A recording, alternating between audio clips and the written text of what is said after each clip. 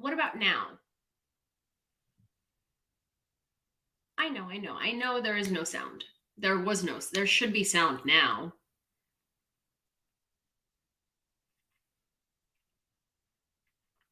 Hello. Okay, cool. Yay. Hello and welcome. Thank you all for letting me know how annoying I am with technology. I really do appreciate it. So, hi, good evening. I was setting up my live and setting up TikTok to be just have that going, and then I realized that I am banned from going live on TikTok for 7 days. So fuck TikTok. Pardon my French. I'm only learning. And you know what? We'll go with it. So tomorrow at 6 p.m. Kyiv time, which makes it about 11 a.m. New York and 9 a.m. LA, an episode of my interview with Corey, who's a fantastic American who's been living in Ukraine for the past 8 years, first in Kyiv and then in Odessa now, is going to air on the Gaze, which is Gaze channel on YouTube. And the segment is called Expats in Ukraine. It was supposed to be a conversation mostly about kind of like my experience moving back to Ukraine and such, and sort of like, how I feel re-exploring Ukraine after 13 years living in abroad. Sort of, do I feel American? Do I consider myself Ukrainian American or just Ukrainian? And there is a little bit of that. I do talk a bit about my experiences and stuff, but then I also took the liberty to shift the conversation. Well, not shift, Corey and I did that together, sort of to what Russia is like and what people are underestimating about Russia. I did post a couple of shorts on my YouTube too, but I have 7 that I'm going to try and post throughout the night and throughout the day tomorrow, because there is a lot that should still be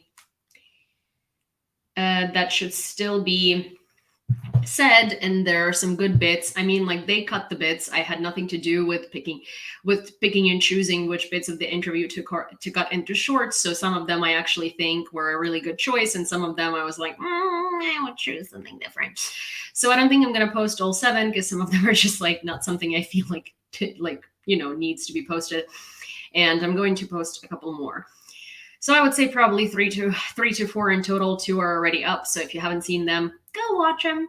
And I'll be waiting for you tomorrow at 6 p.m. Kyiv time on the Gaze channel, Gaze, on YouTube. And Grumpy has the link to that channel that I will ask him to drop in the comments, so you guys can go subscribe. It's actually a pretty good channel. Like, they have a lot of different materials. I really like the Expats in Ukraine show. I mean, I didn't necessarily agree with every speaker on it, nor did I like every speaker on there. Well, not that I didn't like. I just think that a lot of the times people who just moved to Ukraine and who are foreign promote some ideas that Ukrainians don't agree with. Like, there was a speaker who said that, at some point, like, there has to be some sort of a peace agreement, and like those kinds of things. And I was just ready to punch a wall. So yeah. I think spreading these narratives is dangerous, even if they come with like good intentions.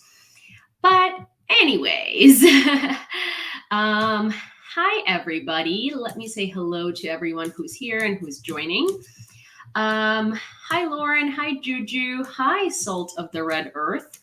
Hi Excess Lim. Hi Nick. Hi Savannah. Hi Robert. Hi Nathan. Hi Grumpy. Hi SSW. Hello Elena. Hi Frank S. Hi Frank V. Hi Ian. Hi Karen. Hi Nathan. Hi John. Hi G-Man. Hi Carolyn. Hi Prexis. Hi Niels. Good to see you. Hi Diane. Hi Bjorn. Hi Demon Orb, my favorite YouTube handle so far. Hi, Nikki. And am I missing anyone? Hi, Dawn. Good to see you. Hi, Stuart. Hi, Ian. I think I said hi already. Anyways, peace agreement equals a peace agreement. Oh, yeah. Oh, thank you, Dunganyu. Good to see you. And thank you so much. I am assuming that is for the drone fundraiser, right? Speaking of which, why? Oh, thank you, Dunk on You. That's very sweet. Oh, hi, XA. Oh, that's so good to see you. I haven't seen you in a while. Let me see. Yay, cool. Okay. So, with that super generous donation of $20 and a ticket for the raffle for the sweatshirt, we are at $1,721.69 out of $5,500 for the thermal drone for an HUR unit. Also, thank you so much for gifting Yulia memberships, and thank you again for the donation. Also, if you were on the live earlier with Rick and my friend Nick, who's here in the comments, hi Jason, who's here in the comments right now, we were talking about random things on live today for quite a while, and one of those random things was that eggplants in England are aubergines, and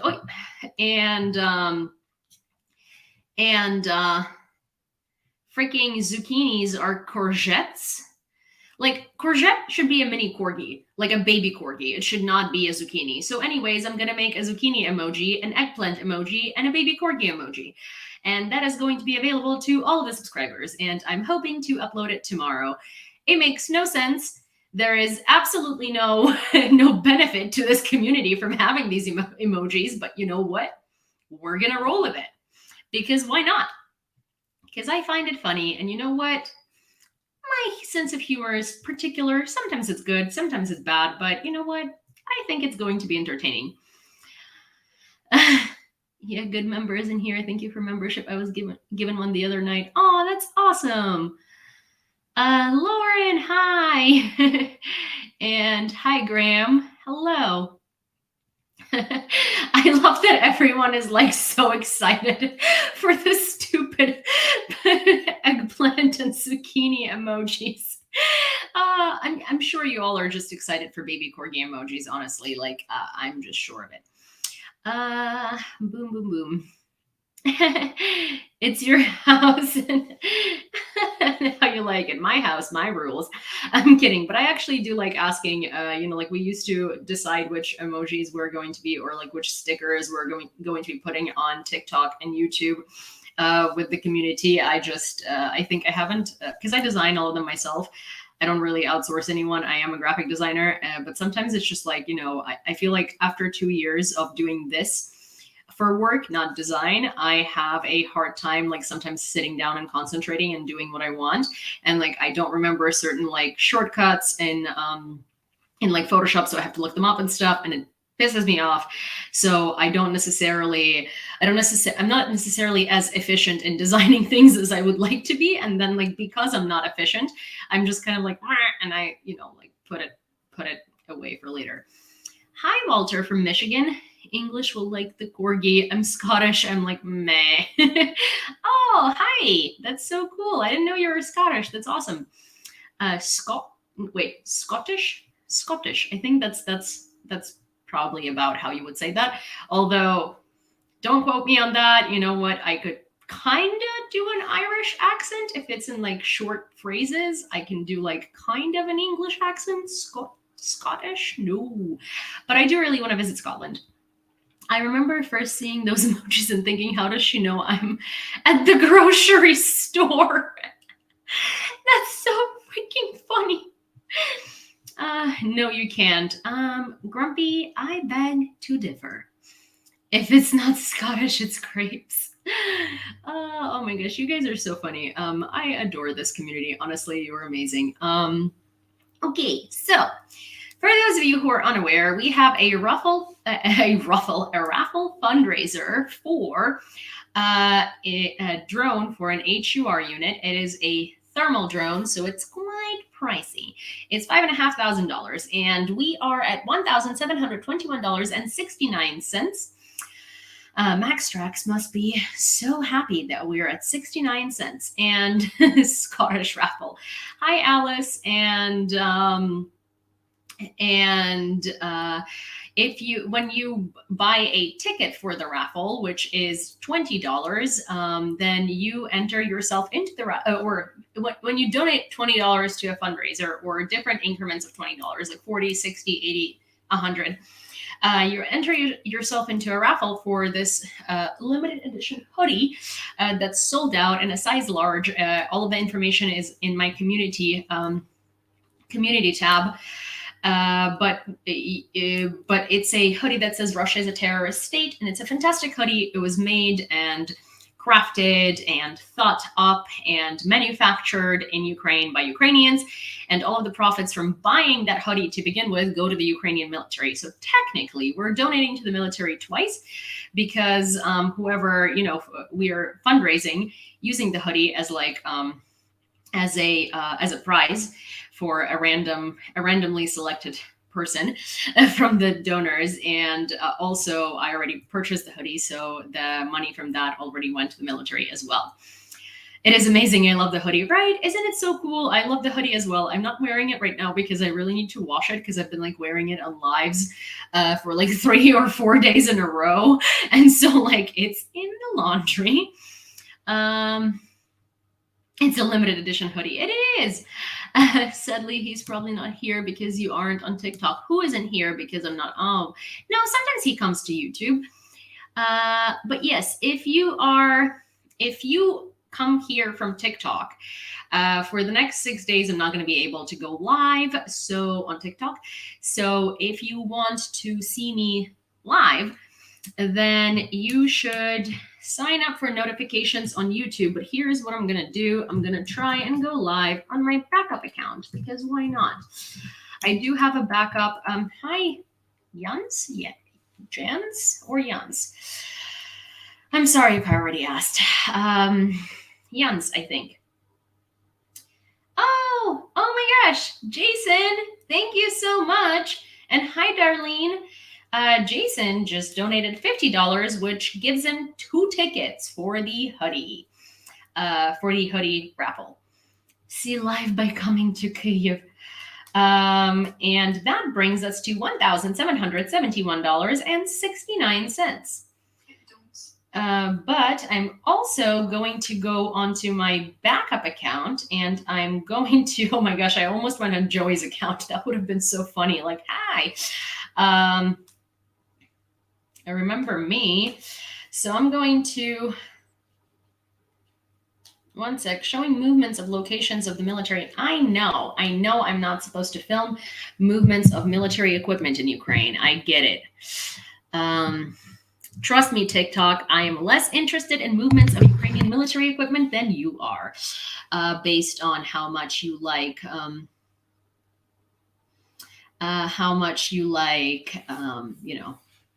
censoring Ukrainian information. Oh, we have a troll. Shouldn't the word frozen be replaced with stolen? Yeah, shouldn't the word liberation be replaced with genocide? Shouldn't Russia compensate Ukraine for all of the damage it did by bombing the shit out of us? And no, they're not stolen. They're frozen because Russia caused billions upon billions of damage to Ukraine. That is much more than $300 billion that has been frozen from Russia. And because Russia is not going to pay Ukraine for all of this damage, because Russia is just a very, very sad excuse for a terrorist state, then and that's why it's frozen, because we kind of like need to renovate our country, and we need to, wait a second, this girl is so sweet. NATO bombed Ukraine. Really? NATO destroyed Ukraine? Are those NATO soldiers that are saying, Ukrainian women? Are those NATO soldiers who are stealing washing machines from Ukrainian houses? Are those NATO soldiers who did all of the atrocities in Bucha? Are those NATO soldiers that are in the trenches in Ukraine, invading our territory? Is it NATO who occupies Ukrainian territory and literally forces Ukrainian civilians to speak Russian, pretend to be Russian, and sing ode to Russia? Because obviously nobody would willingly want to do that, right? You know what's so sad about Russia, you little troll? The saddest part about Russia is that Russia has to literally force people to be Russian, because obviously nobody wants to willingly do that. And that's very sad. Trolls are people too. Oh, really? You know, here's the thing. To me, people are Homo sapiens. For Homo human, you know, and sapiens is smart. I think that you are Homo, but no sapiens. And no, that wasn't an LGBTQIA drag. Please don't think that. I actually really, really respect the community. However, there is no sapiens when it comes to you. So, and I'm very sorry for that. I really hope that, you know, you manage to somehow acquire the sapiens part of that. Anyways, how does Russia force one to be Russian? Oh, when they come to Ukrainian territory, when they occupy Ukrainian territories, and when they forbid Ukrainians from speaking Ukrainian, when they harm Ukrainians for speaking Ukrainian, when they take away Ukrainian passports, or rather when they come and occupy Ukrainian territories and find Ukrainian flags in Ukrainian people's homes and torture them for being Ukrainian, when you know, Ukrainian kids in schools are being brainwashed and indoctrinated into hating Ukraine, when, you know, Russia comes in and starts brainwashing people in the occupied territories that Ukraine is full of Nazis, and when Russia forces Ukrainians to speak Russian, and if they don't, then Russian soldiers are going to be literally torturing them, their siblings, their families, and stuff like that. But you already know that because it's a provocative question. And then this other troll that says atrocious behavior on both sides. Oh, really? So if someone came to your house and invaded it and took it from you, would you think that it's atrocious behavior on both sides when you would defend yourself? Because I'm about to test that theory. I would love to do that and then see how you would just say, hey, let's compromise, Yulia. You take half of my house. I'm going to you know, sign half of it off to you. So you could so we could end this dispute and, you know, we could compromise. Can I have half of your house? Are you willing to sign it off to me? Because if you're not, then I don't know what the fuck you're saying. I want to have half of everything you own because I feel like I'm entitled to it. And, you know, since you are so non-conflicting and you really don't want to cause problems and you don't want to have an argument, why don't you give me half of what you own? Because I just want it. Right? I think that's reasonable, don't you? Anyways, to all the rest of the people, because you guys are reasonable, you make no sense, really. I make no sense.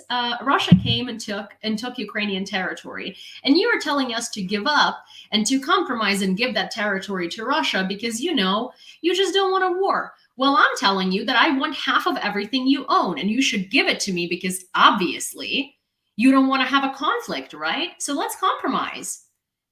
Okay, fine. The compromise would be you give me 40% of everything you own, right? Hi, US One Express, and hi, everybody. Anyways, so for those of you who don't know this, my lives are unavailable for 6 days on my main account. So this is my spare account on TikTok, and I'm also live on YouTube, which I highly recommend you subscribe to because you know what? You know what? I feel like YouTube is not nearly as volatile as TikTok is. Anyways, whole house, including Crimea, nothing less. You're the best, Yulia. Thank you, Darlene. You don't have shit to share. I mean, I'm sure his mom's basement could be divided in two. Hi, James. Oh, Hello, Cindy. Wow, you are a little loud today. Hello. You're always loud. I don't do TikTok. Well, I mean, see, I started on TikTok and I have a lot of our community is on TikTok. Kentucky Fried 94. Is there legal red tape around taking the Russian asset money? Not really. Not really. How did Ukraine get all of its territory in history? Well, Ukraine was Kiev Rus. And before that, there were lots of different indigenous peoples living on those lands, like Trapilsi. But you won't know what that is because you don't know anything other than the Russian propaganda and little catchphrases that you are repeating. So how about first, if you find out who Trapilsi are and you actually find out how Kiev Rus was formed, then we can talk. Until you actually know anything about that, or Scythians. Do you know who Scythians were? I don't think so. So until you actually go and learn something and you can have an educated conversation on the subject, I refuse to speak to you on that matter. Anyways, goodbye. Sorry, I'm a little feisty today. Hi, Bubs. Cindy says hello. Here is Sin. She says hello. Marge needs to live in a frozen Russia. Yeah, she does. She does want to live in, I think she does need to live in frozen Russia. I feel like, it's so funny how all of these like MAGA Republicans love Russia and love Putin so much. Yet if they were to live in like, I don't know, Novosibirsk for a couple of weeks, they would probably run barefoot through the snow in January to get out of Russia. All the thousands of kilometers that it takes to get to the nearest, civilized society, which is Ukraine. So we're going to start the news live. I highly encourage everyone who can to please donate to the fundraiser for a thermal drone for an HUR unit. You can do so through Venmo, you can do so through PayPal, and also just like my Venmo, my Buy Me a Coffee is the same as my YouTube handle. If you do PayPal, I will kindly ask you to not say drone or anything reminiscent of like equipment. Just say sweatshirt raffle or something like that, because when you donate $20 or more, or multiple increments of $20, then you are entered into a raffle for a Russia is a terrorist state sweatshirt in a size large, and it's a really cool one. Republicans used to be the ones that hated Russia. Yeah, I mean, Republicans also were the ones who kind of like really wanted to end the Cold War, and thought that they found a way to reason with Russia, and that was just Russia's ploy, because no one can find a way to reason with Russia. Okay, send on. Don't make Yulia PayPal customer service call again. I hated PayPal customer service. But Mitt Romney was right, to be fair. He called it and said Russia was the number one geopolitical threat in 2012. Yeah, well, so was John McCain. John McCain was right about Russia as well. PayPal customer service lady. Yeah, I don't want to meet her again. And thank you for the $5 donation, Dave. That brings us to $1,726.69. It will take generations to fix the orc mentality. Yeah, that's kind of what I say all the time, right? Is that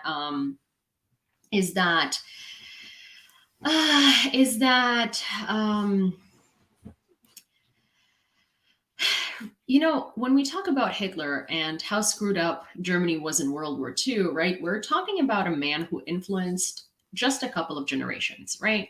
He majorly influenced the kids, the adults, and the elderly in that generation, but not that many people after him, right? And no people before him, right?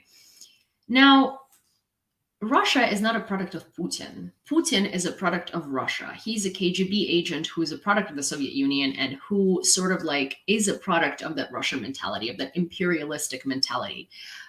Russia today is the same as the Soviet Union was, and Soviet Union was the same as the Russian Empire. So, and the Soviet Union was the Russian Empire, and the Russian Empire sort of like, like Peter the First was the person who renamed Moscow to Russia to give it resemblance to Rus, which is Kiev Rus, and that started this whole thing, right? This whole like imperialist, I guess, journey, because he wanted his country to be something that it wasn't, an educated empire with like lots of history, right? So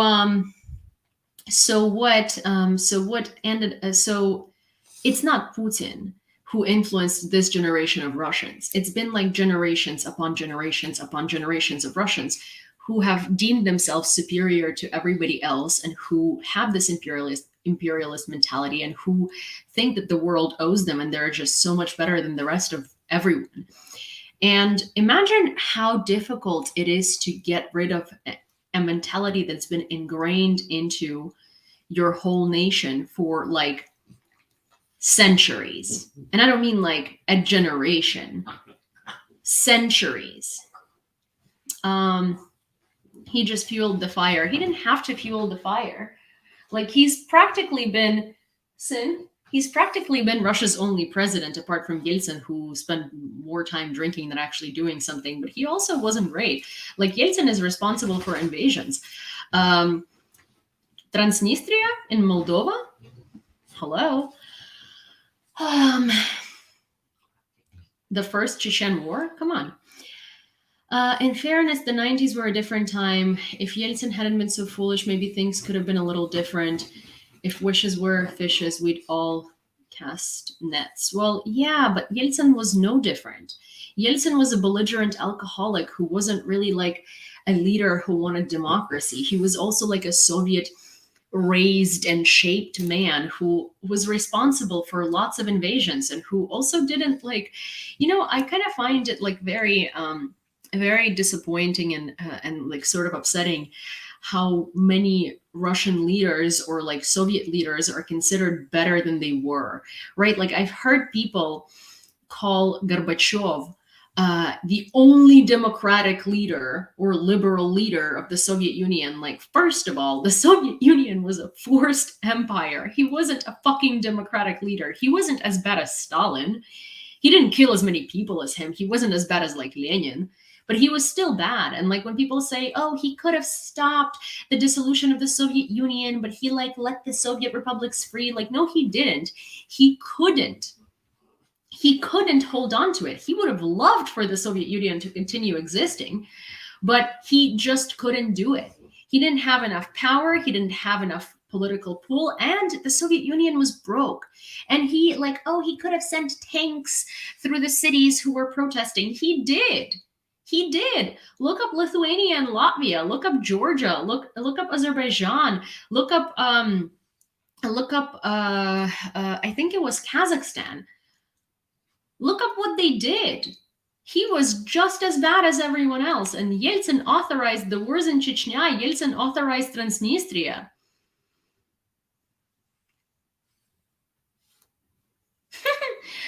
My mother is Ukrainian, my father is Russian, and we have no imperialism in our families whatsoever.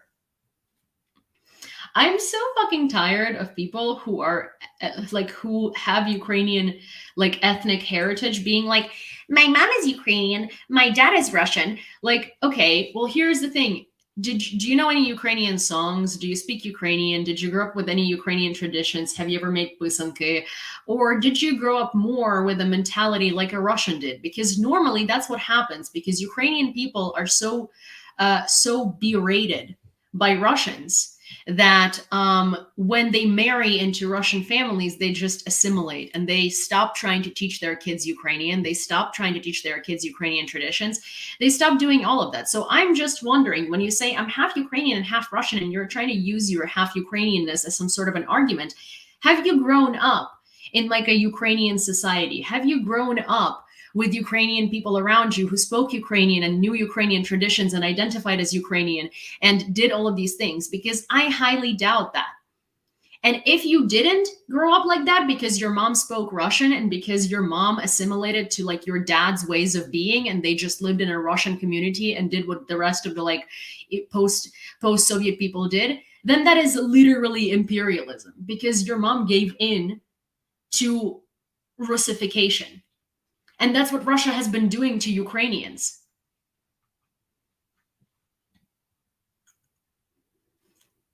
All around. All around.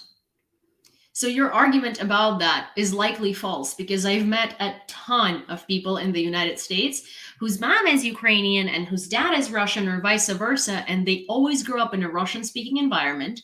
They don't know Ukrainian. They grew up around Russian traditions, going to a Russian church, doing Russian things for holidays, and likely loving Maslenitsa, which is like not a thing, but they don't know anything about Ukraine. They don't know a single Ukrainian song. They don't know anything about Ukrainian poets or writers or like Ukrainian resistance or Ukrainian executed Renaissance or Ukrainian history. They just know that their mom is Ukrainian and that somehow makes them Ukrainian. Yeah, ethnically, you're Ukrainian. Are you a Ukrainian? Not really. Also, Odessa is spelled with one S. Thank you very much. So then, if you were born in Soviet Ukraine, why are you trying to use your mom being Ukrainian as like some sort of a trope for you not having any imperialism from your Russian side or like whatever because your dad married a Ukrainian? Well, congrats. Like you literally yourself, because you had nothing to say to what I just said, you're proving my point. You said, my mom is Ukrainian and my dad is Russian. We don't have any imperialism in our family. I'm assuming because your Russian dad married your Ukrainian mom. Now answer me this. What language do you speak at home with your parents? Do you know a single poem by Taras Shevchenko? Do you know any historically important figures for Ukraine? Have you ever danced, like sang and danced the Hayivka for Easter? Like, have you ever done any of these things? I highly fucking doubt you did. And that's because you were integrated into the Russian society and you did things the Russian way. Boo-hoo! Imperialism! Anyways, can I continue now? We're going to get to the news. Russian forces have attacked a residential complex in Kharkiv. The gas pipeline was damaged and the services had to cut off gas supply in the neighborhood where the missiles hit.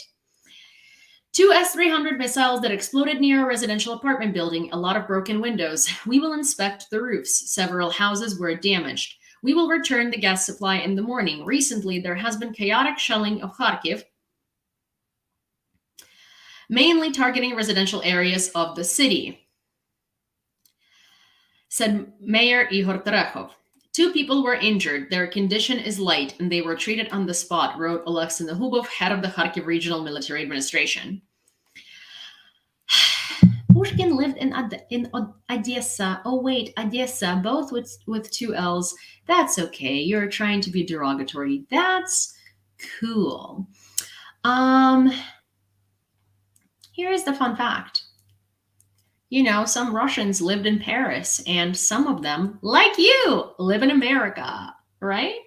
And also, while Pushkin was alive and all of these like Russian imperialists were alive, yeah, because Ukraine was invaded by them, so they could like go and live in Odessa. You know who can't live in Odessa now? Russians. You know why? Because no Russians are going to be let through the Ukrainian border. Anyways, enjoy your tiny little world with not that many neurons firing where they're supposed to be firing. I hope that changes. Anyways, hi Vilma, hi Electrolab, hi Niels, and hi everybody else. Sorry, it's a very trollful evening, and I like trolls sometimes. They entertain me. Marines have installed the Ukrainian flag on a water tower in the village of Kozachyi Lahari on the Kherson region's left bank. According to a Ukrainian Armed Forces lieutenant with the call sign Alex, the flag was installed manually by the soldiers of the 35th Marine Brigade. He added that according to the intercepts of the occupiers, they had already received an order to remove the blue and yellow flag from the tower by any means possible. And here it is.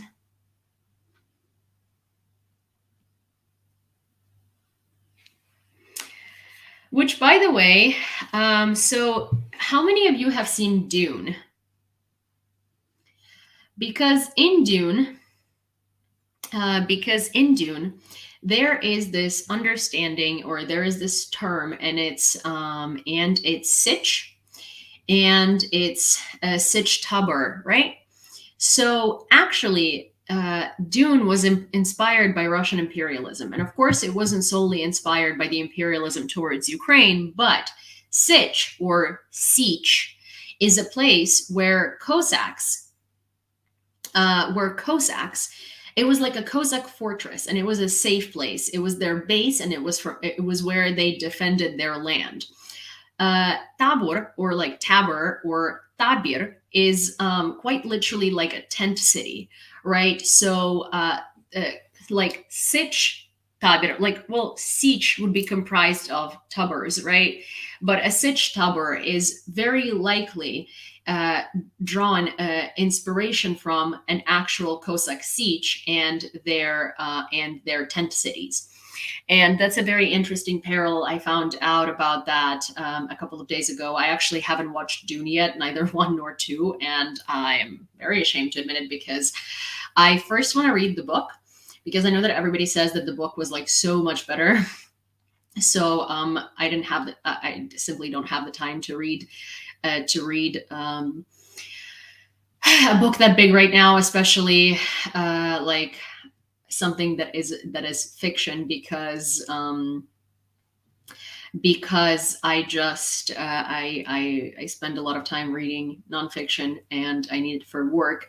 So once I do have time, I will read Dune. I will read Dune, but I found this because a Ukrainian girl who was very interested in Dune drew that parallel, and sort of deep dove into history, and kind of like started talking about it. And I was like, oh my gosh, yes, wait, that is so right. Like Sich is siege, and tabor is tabir, and that's really cool, because the actual inspiration was Russian imperialism, and that's just one of the parts of it. The U.S. Senate has approved $95.3 billion in aid to Ukraine and other allies with a 79-18 vote. This aid package is now set to be sent to President Biden for his approval. So, interesting little thing. Earlier in March, U.S. secretly, so it turns out that earlier this March, U.S. has secretly delivered long-range ATACMS to Ukraine as part of one of the $300 million aid packages. And you remember how the U.S. was making such a big fuss about Ukraine striking Russian oil refineries, and like openly lecturing Ukraine and saying that it's like not good and like whatnot. I mean, I was really mad at it. And then at some point, I got some intel.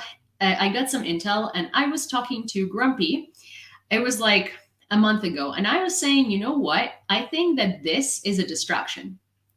I think that the US making such a big fuss of oil refineries and saying that it's like a problem for an election year is partially a distraction. And that's not true, because they're trying to cover up for like some really strong deliveries that are going to happen, or something like that. Or they're trying to cover up for F-16s, but they're trying to cover up for something, because it makes no sense. Remember that, Grumpy? And then I was like, you know what? Maybe I am overanalyzing this, and this is likely not. This is likely just me overanalyzing. Though usually when I get like a hunch like that, I like it's for a reason. Because so I'm ADHD as hell, and I have hyper focus sometimes, and when I start researching something that I'm interested in, like, oh my god, I did UX design for a reason. That's so interesting because my first thought when the US was objecting to the strikes on oil refineries was that they were providing cover for something. So yeah, well, I also had intel that made me feel that way. I think I too much cooking with aluminum. Oh my gosh, grumpy. Well, I mean, you can you can refresh your memory by scrolling through the mod chat, or maybe I was no, I was. I think I was writing it, to be honest, or that was in the middle. That was during our conversation about Italian islands. But anyways, it's not, you know, it makes no sense. It makes no difference. But the point is that, like, I remember thinking like, that's suspicious, and then like deep diving into the rabbit hole of research based on like some intel that I got, and I think I might have even talked to Jason about it. And I am like, and now I'm like, this makes so much sense because yeah, because when they were criticizing strikes in Russian oil infrastructure, especially because it doesn't influence um, oil prices. What influences oil prices is the Middle East. Like Russia has nothing to do with it at the moment. So it makes a lot of sense. And I'm very happy that that's the case because we now have long range ATACMS. The United States secretly handed over long range ATACMS to Ukraine earlier in March, Reuters reports. The missiles were contained in a $300 million military aid package for Ukraine that US President Joe Biden approved on March 12th. The missiles were used for the first time in the early hours of April 17th, launched against a Russian airfield in Crimea that was about 165 kilometers from the Ukrainian front line, the official said. Yeah. See, I think that something is starting to piece together for me. And I'm very happy that this is the case because that confirms some other information that that we have and we've sort of been deliberating on in our in our little research group over here. So that makes me very happy, and that makes me want to sort of tell you to keep a closer look on Crimea. And that's all. But yeah, I'm very happy to see that. I'm very happy to see that this information is that all of this like sort of stuff that I've been hearing and all of these sort of like intel that I was giving 50-50 on is starting to come together and actually starting to come to fruition, because that gives me hope that the rest of the intel that I've heard is true, which would be very good news. And that's just that just gives me a lot of that, just like, you know, lifts my mood a little bit. Statement from President Joe Biden on Senate passage of the national security package. I will sign this bill into law and address the American people as soon as it reaches my desk tomorrow so we can begin sending weapons and equipment to Ukraine this week, the US president said. Aw, thank you, Joe.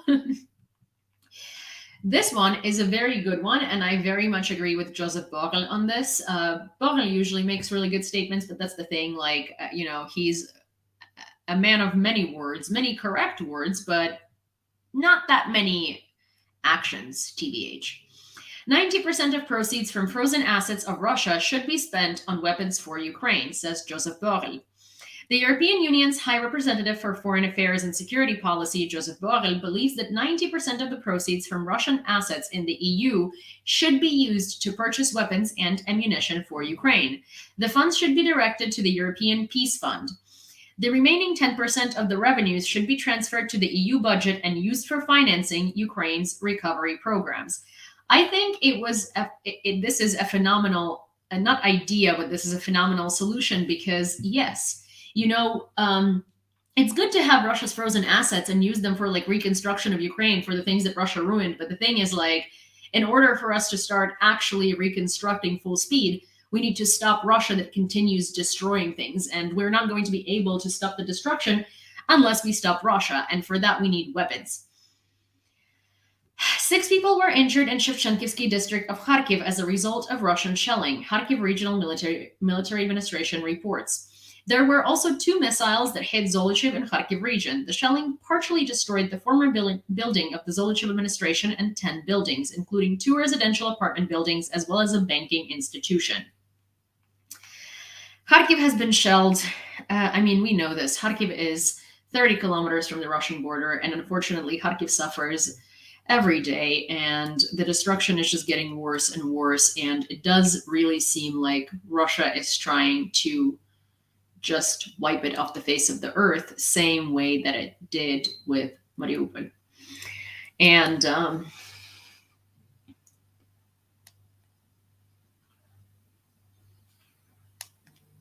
this is what that looks like.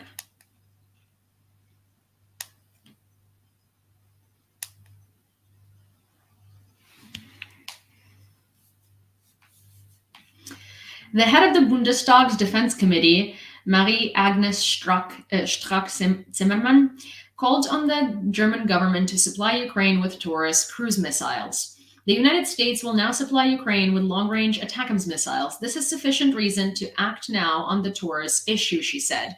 Strack-Zimmermann actually has been always advocating for Taurus missiles for Ukraine. I really like her because, so it's her and Annalena Baerbock.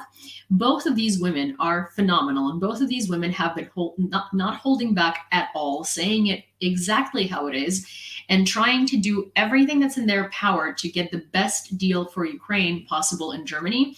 And I really admire these women, and I'm really, really grateful to them because they continue pushing. They continue pushing this issue further, and they continue bringing more and more of German attention to this issue, and they continue trying to give Ukraine the weapons that we need, and to convince their fellow colleagues and politicians that this is the right move and these weapons need to be provided as soon as possible. Russian forces shelled Odessa. Actually, Corey, the guy who took an interview with me, which that interview is, the link to that interview is in the beginning of the comment section, and I will pin it in the YouTube comments to this video after the video, after the end of the live. And Corey is in Odessa, and he posted a picture of like good morning, with an air raid in the background this morning. So, according to the head of the Odessa Regional Military Administration, it happened at 7 a.m. So far, one 43-year-old woman has been reported injured. She was taken to the hospital in a moderate condition. Approximately 30 houses were damaged by the blast wave. Windows and glass were smashed, and ceilings fell in some houses. It was also reported that Russians hit a storage site for disabled vehicles. The enemy is trying to search for military infrastructure in the rear. However, there were no casualties, and no Ukrainian armed forces personnel were present at the site of the attack. The enemy does not spare expensive ammunition. This time, the attack might have cost them almost $10 million, the Southern Defense Forces said in a statement. And these are the consequences of Russia's attack on Odessa. 30 houses. 30.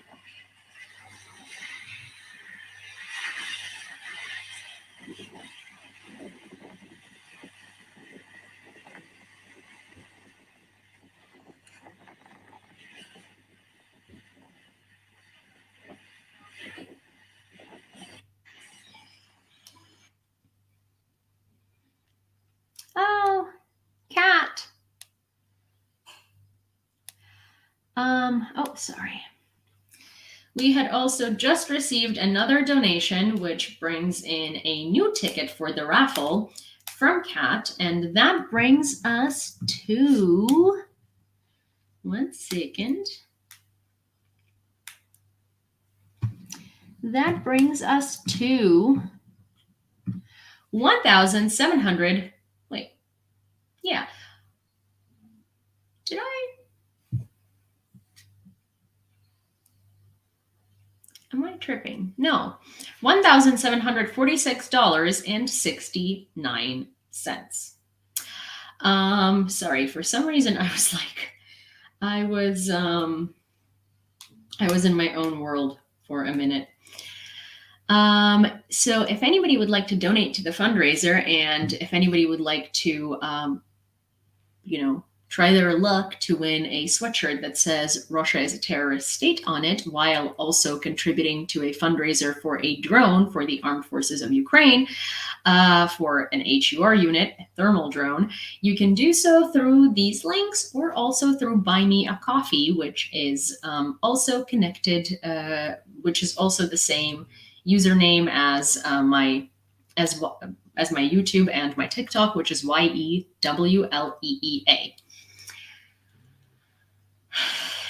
The frozen Russian assets. Aw, you guys. There is another very, very, very, very, very, very, very unfortunately delusional, lost person in here. The scents remain. Yes, Max Strax, they do remain.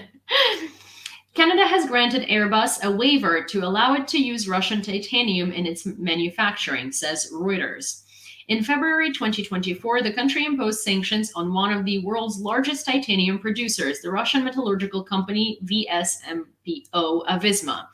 But recently, an exception was made for the aircraft manufacturer Airbus. The company itself says that they're working on diversifying the geography of titanium suppliers, but their approval may take years. Western companies have purchased $715 million worth of Russian titanium over 2 years of full-scale war. The Washington Post. Also, oh, thank you, Angel. Another donation of $20 and another raffle ticket. Thank you, Angel.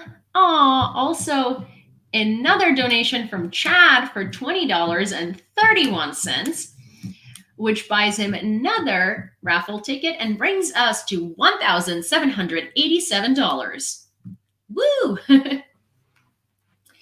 So, I mean, I understand the situation with Airbus as well, because so we've all heard about Boeing. Obviously, I'm uncomfortable by this, and this is a lot of money. That 700 something million in 2 years, 715 million in 2 years is a lot of money. That's a lot of missiles for Russia to send on Ukraine. A missile is $10 million, right? Like some of them. But at the same time,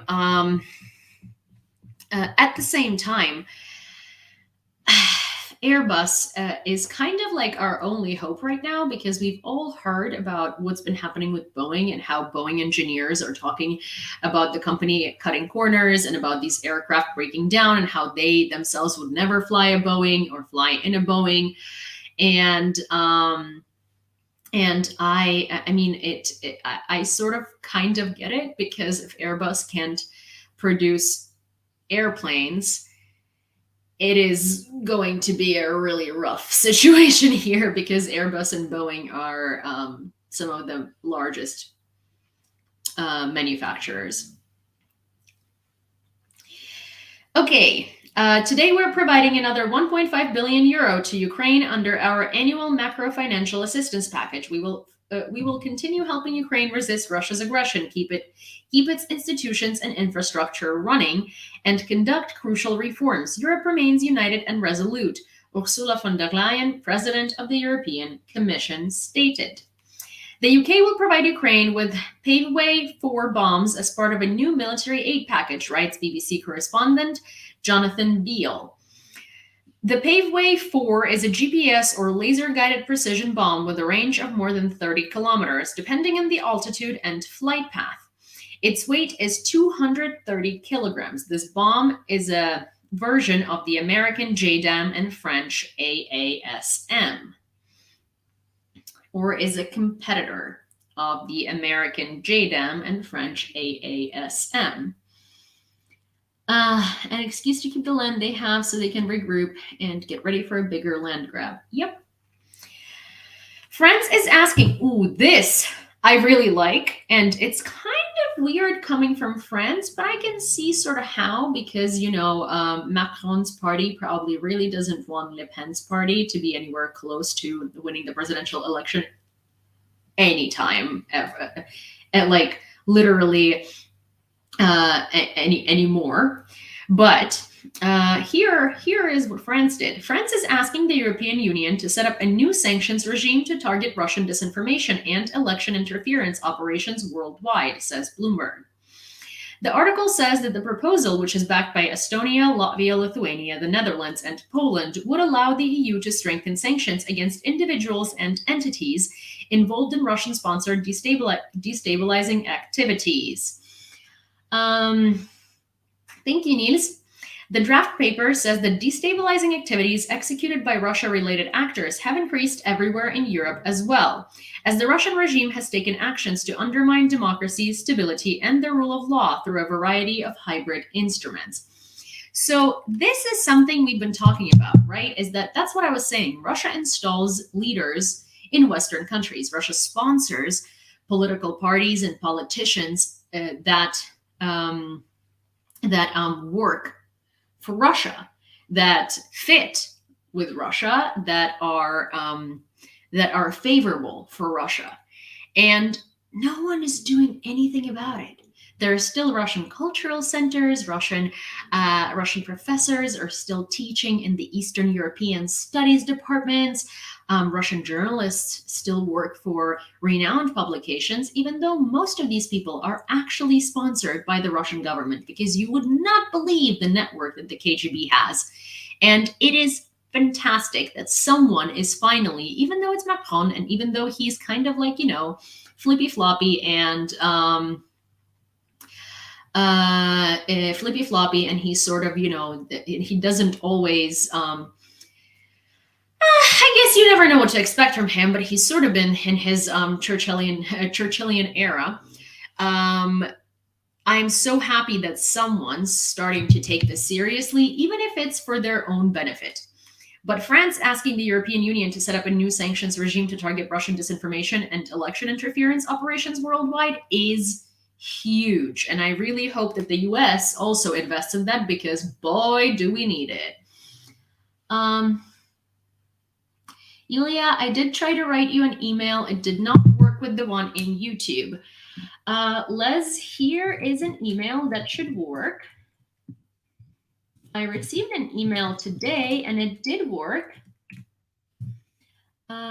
So the same email that I used for PayPal should work for not PayPal. Is that the one that you try using? New U.S. military aid will not be enough to defeat Russia, Dmytro Kuleba says. And duh, I mean, obvious things, but need to be said. Hi, Yulia. We just came over from ATP, talking with Jake Bro for 2 hours. Great stuff. What is ATP?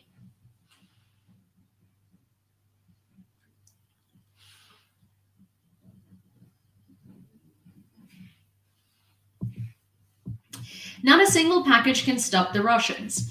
What will stop the Russians is a united front of all of Ukraine and all of its partners, the foreign minister said. Kuleba also called on the West to increase arms production, as Russia currently produces about 10 times more weapons amid a shortage of air defense equipment in Ukraine. The West must realize that the era of peace in Europe is over, the head of Ukrainian diplomacy said. I absolutely love Kuleba, and I love how blunt and how straightforward he is. I also love how elegant he is in expressing himself and in saying these very blunt, very straightforward, sort of like no filter things in such a manner that's still that is still very presentable and very palatable for foreign audiences. ATP Geopolitics, a British pro-Ukrainian. I've never heard of that channel, but I will look it up, of course. ATP is a Polish news channel. There are some conflicting news here. A British pro-Ukrainian, a Polish news channel.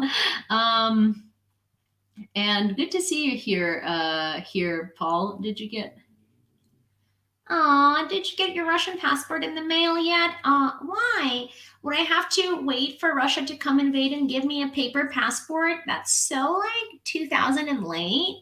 That's so 90s. Obviously, progress stopped for you guys, but I don't need to wait for my passport in the mail. My Ukrainian passport shows up digitally on my phone.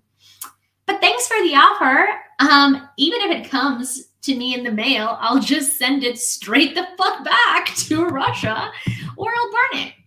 Or I don't know, I'll feed it to like birds or something. No one fucking wants that garbage. Oh, jeez.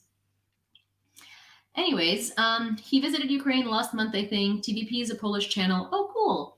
Jonathan Pierce is a friend of Greg Terry. Cool. There is no point in trying to preserve a post-war neoliberal order that no longer exists. Yeah, exactly. Exactly. Hello, Yulia. I was so curious to know there is a lot of people in the West that want to pressure Ukraine to give up lots of their country for peace. Is it still true that most Ukrainians oppose this? Yes, absolutely. Like 99% of Ukrainians oppose this. No one in this country is going to give up and give in. Territories are people. And those territories are not just territories. People live on them. And no, there are not lots of people in the West that want to pressure Ukraine into doing that. Those are literally mostly trolls and mostly MAGA people and mostly like far right people. And yes, they're very loud online, but this narrative should not be spread and this narrative should not be encouraged. And I don't think that even in like, you know, as a good faith question, this should not be given a platform, because it's simply not true. No one's trying to pressure Ukraine on a level that matters to give up territory. The only people who are trying to pressure Ukraine to give up territory is Russia.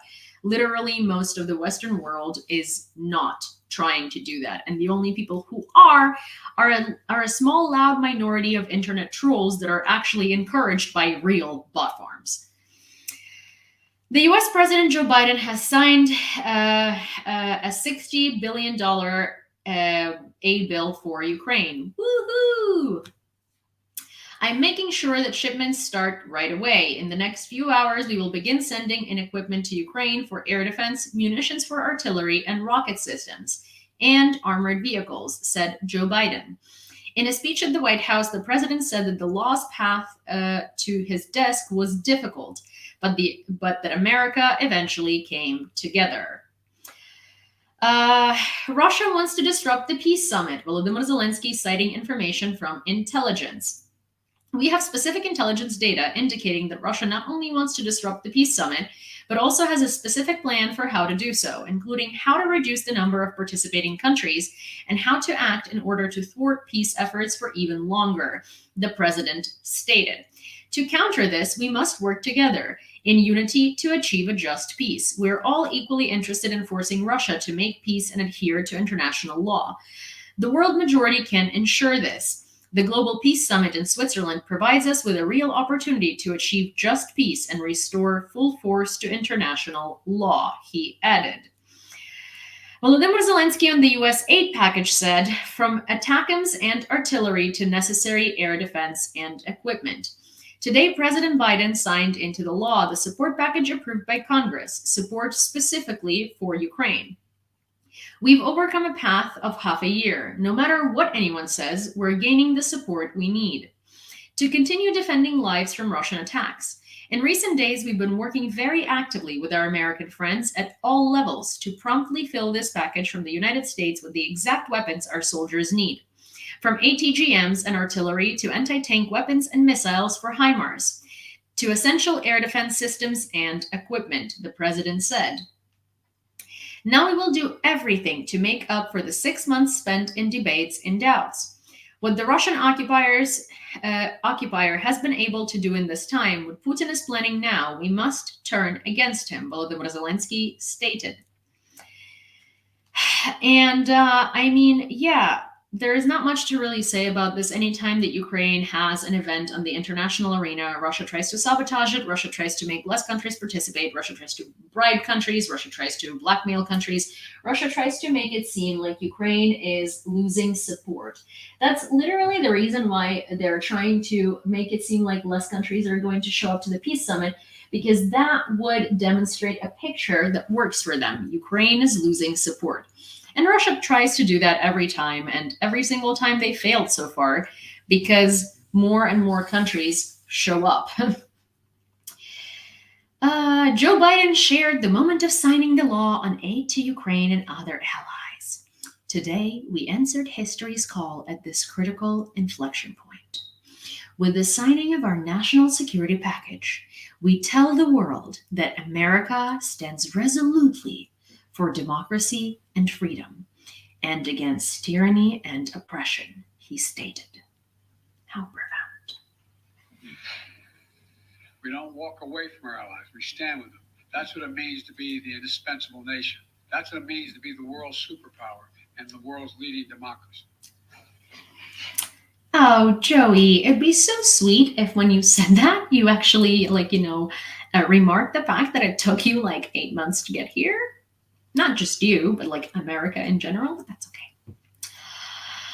Ukraine has started negotiations on a security agreement with Portugal, the president's office reminded.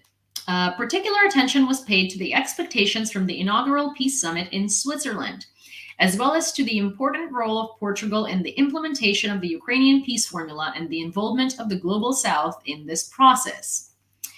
Also, here is a video by yours truly about Crimea that was released by United 24 quite a while ago, but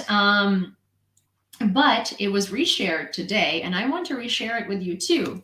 In the past century, Ukrainian army has already once liberated Crimea from the Bolshevik invaders. On this day in 1918, the Crimean unit of the Ukrainian People's Republic Army, under the command of Colonel Petro Bolbochan, captured Simferopol.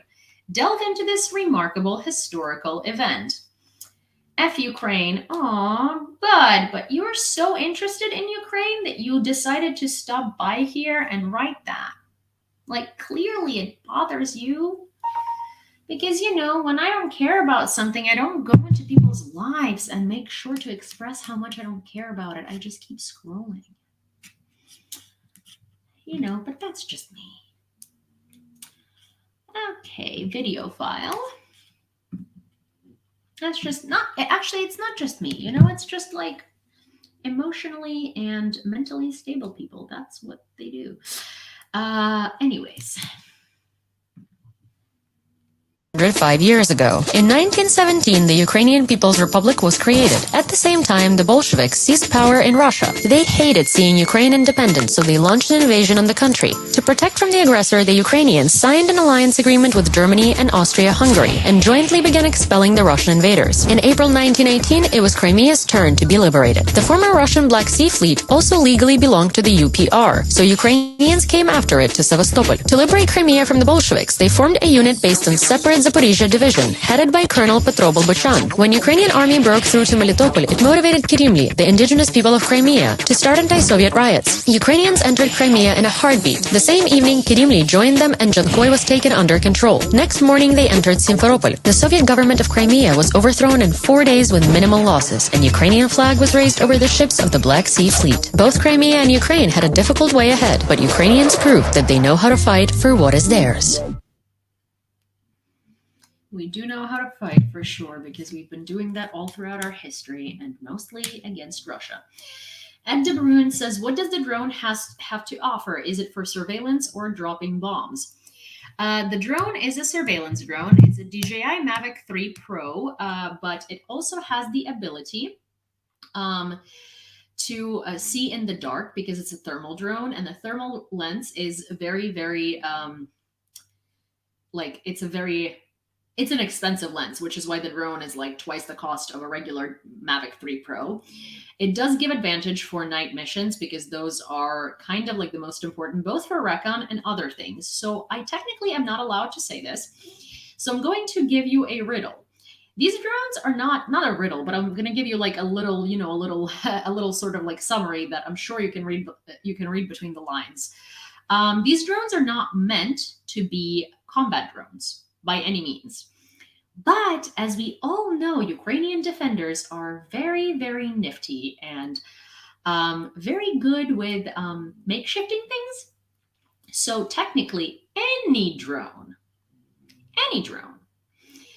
could be used for different purposes. However, these drones are meant for reconnaissance. They're not meant for combat.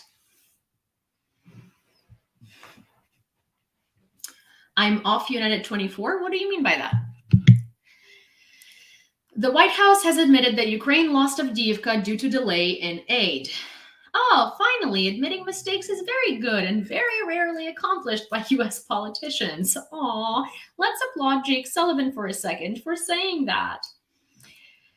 The consequences of the delay have been felt in Ukraine. Over the past 6 months, Ukraine has been forced to conserve ammunition, and this had led to the loss of territory in the east, including Avdiivka, said Jake Sullivan, the US National Security Advisor. He added that the Ukrainian army forces are still under severe pressure on the battlefield. And that is true. Literally, Avdiivka could have been saved, and not nearly as much damage would have been done, and not nearly as many lives would have been lost if only this aid package wasn't delayed 8 months. Said Voice of United 24 on your channel. Yeah, that's, well, not a voice. It says Voice of United 24 Ukraine briefly, and the video that you just saw was from United 24, and that was my voice. There is actually a new one coming out, I think tomorrow or one of these days. Oh, hi Yana, and bye Yana. But yeah, I do work with United 24, with United 24 Media. It is really incredible how Ukraine have kept Russia at bay for 6 months without any artillery, almost exclusively with drones. Exceptional, really. Yeah, that's the thing, you know, like, I keep, like, not finally, I keep seeing all of these trolls, like, trying to get to me being like, oh my God, like, where do you get all these bombs from? Well, NATO is not giving you supplies. Like, what are you gonna do? Ha ha ha ha ha. Like, they like left you. Oh, they dropped you. It's like, dude, the greatest army in the world, Russia, has been fighting, you know, this army that you are trying to portray as like the biggest losers in the world. And in fucking 6 months or 8 months with barely any artillery, Russia managed to do what? Take half of a city? Of a settlement? Aw, score! Making movies in Ukraine with the amazing Ukrainian crews showed me how infinitely resourceful and inventive Ukrainians are. They came up with amazing solutions to tech problems US crews never did. Yeah, we have really been doing, like, we have been making lemonade out of lemons, really. When we don't have something, we invent it. When we don't, and dunk on you, bye, see you next time, which is tomorrow likely. When we don't have something, we invent it. When we don't know how to do something, we learn it. When we have to train on something, we do it in half the time that any other army normally does. That's because we have motivation, and we are not acting as like Peace Corps. We're not acting as a mediator. We're not acting as an invader. We are defending our territory. The annexation. So Armin's quote of the day is up. And Armin writes a quote of the day on every live that he watches. So, and I love those quotes, so I'm going to read it to you. The annexation of Crimea became one of the most cynical acts of treachery in modern history. Petro Poroshenko, 2014. The world would be a better place if governments took decisive action in 2014. While I agree with Petro Poroshenko on this particular quote, I will have to add from myself that Petro Poroshenko is, I would like to keep proper language here, is a piece of human excrements. That's what he is. And he is a liar, and he is a person who has used the bus while it was invaded by Russia to make money off of it. He did not exit Russia or Belarus with his factories. And Petro Poroshenko is he's a dick. He's a dick. Anyways,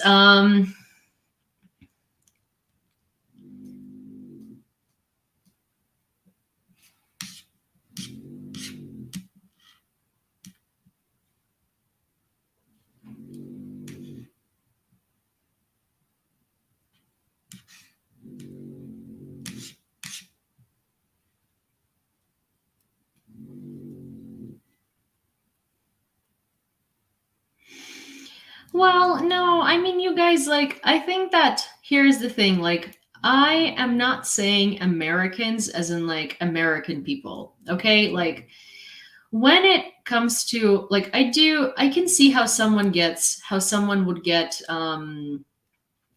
how someone would actually get like upset about it, right? Like I know many Americans and a lot of you are here in this chat who have supported Ukraine like through and through, who have called your representatives and called things like that. I get it. I get it. But I can see how someone who's like I don't think that's fully fair. I think that like yeah, like it is sort of like,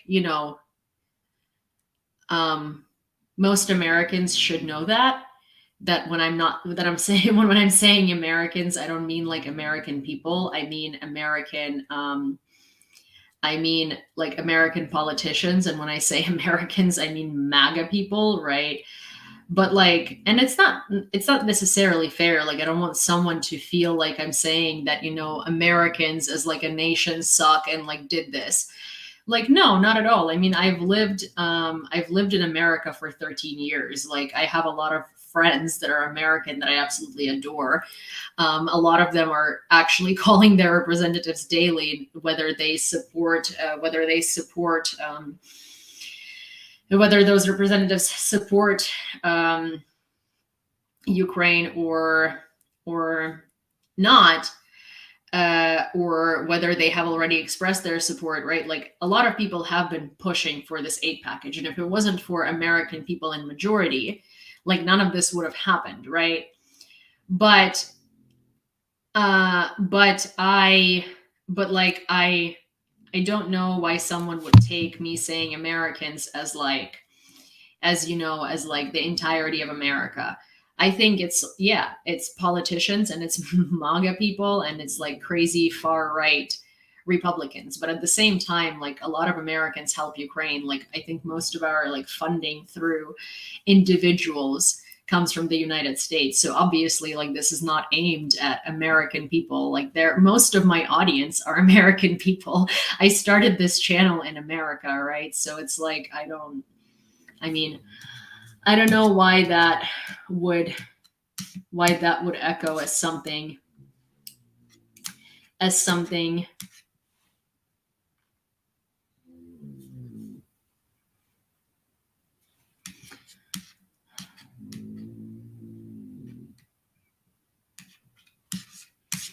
that would be taken as something that's like America. But also, to be fair, yeah, like I will stand by my comment that like a lot of lives have been lost, and whether it was because of MAGA or because of something else, like at the end of the day, the United States had all the ability to provide Ukraine with these weapons 8 months ago.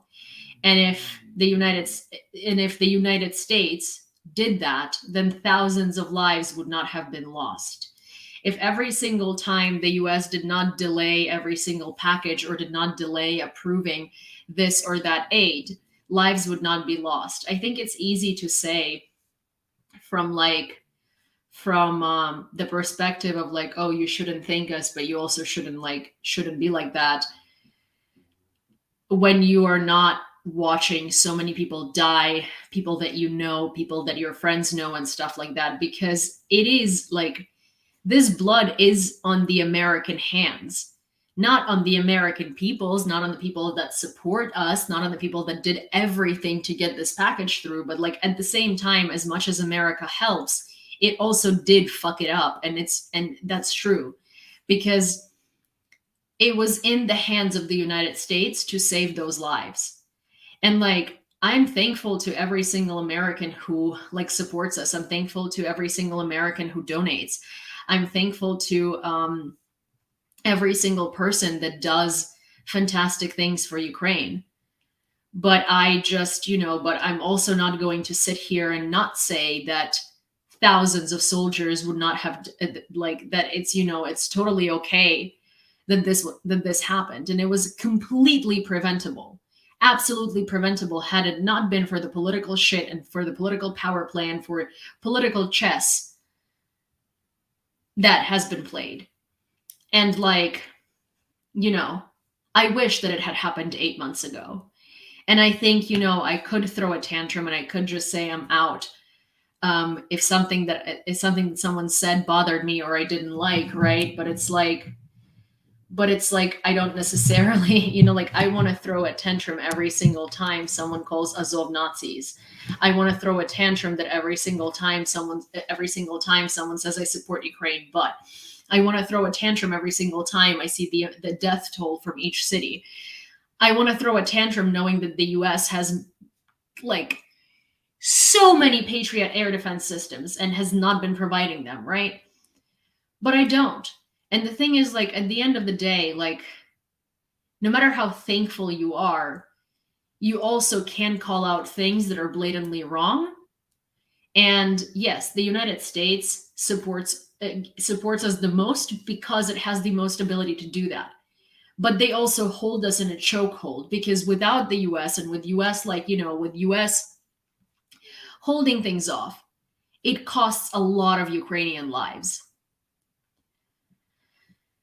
I just wish that, like, you know, that was okay.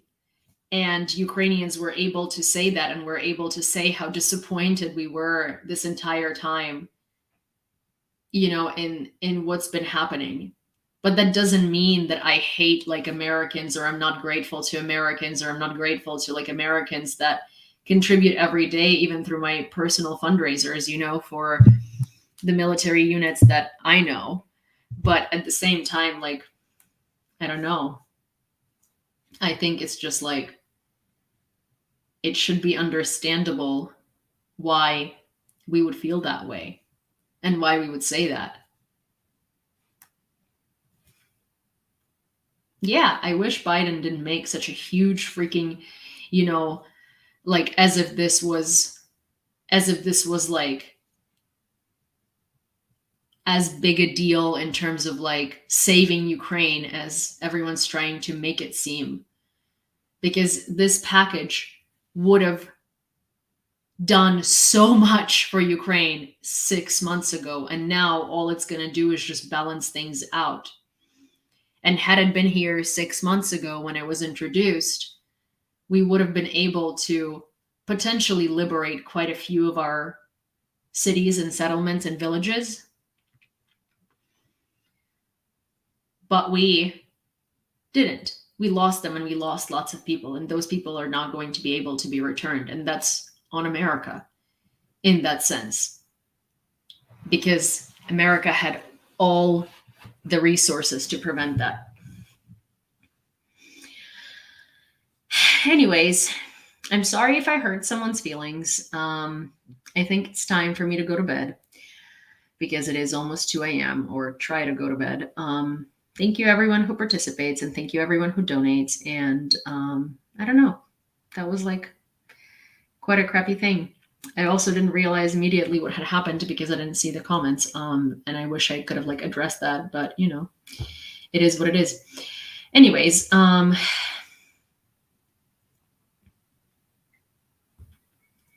yeah, okay. Good night, guys. You're fantastic. Thank you for your support. And yeah, have a good night. See you tomorrow.